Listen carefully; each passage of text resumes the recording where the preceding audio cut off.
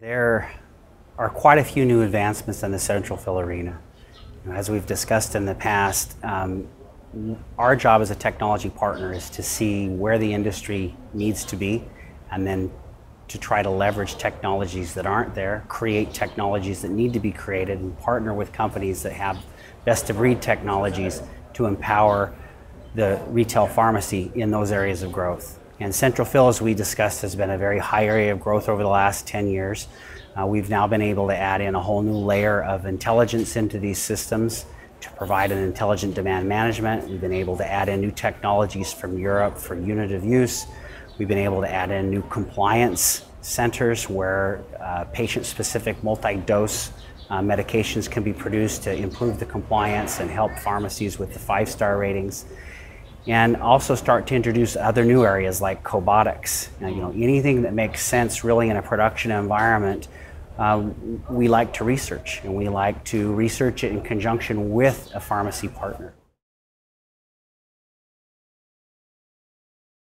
We feel it's our role to be the technology specialist or expert, you might say. That we believe the retailers have their hands full just dealing with decreases in third-party reimbursement rates and network contracting and acquisition contracting, all these other areas that take their primary attention and focus. So for us, we're solely focused on one area. We're not a wholesaler and a technology provider. We're absolutely 100% focused on pharmacy technology. So as we look ahead, we see really the rise of cognitive pharmacy.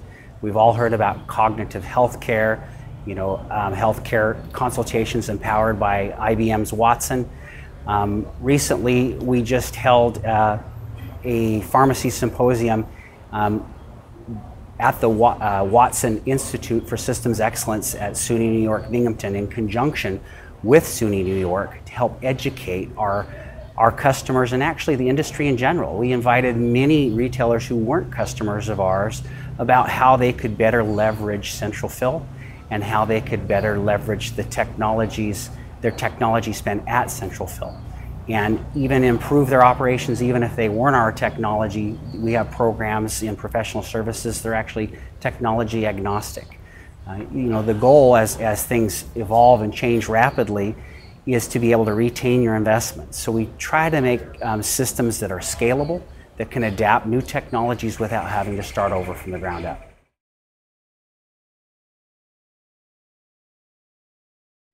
Well, we've listened to the concerns that a lot of our pharmacy partners have given us. They're concerned with the shift in the purchasing patterns that the millennials represent.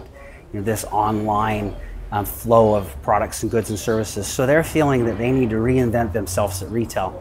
So a lot of the areas we're looking at right now, not only the cognitive space for behind the counter to empower that interaction with the pharmacist and the customer as they help them manage different disease states, and ultimately the pharmacist becoming a provider through federal legislation.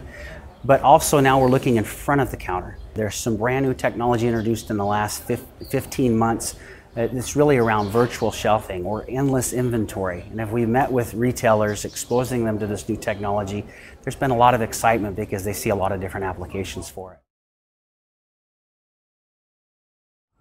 The biggest concern that we hear from retailers is this ever shrinking margin on third-party prescriptions. It's getting to the point where they're saying that they're going to have to stop taking certain plans because they're just not economically viable. So they're having to look at different ways to maintain profitability.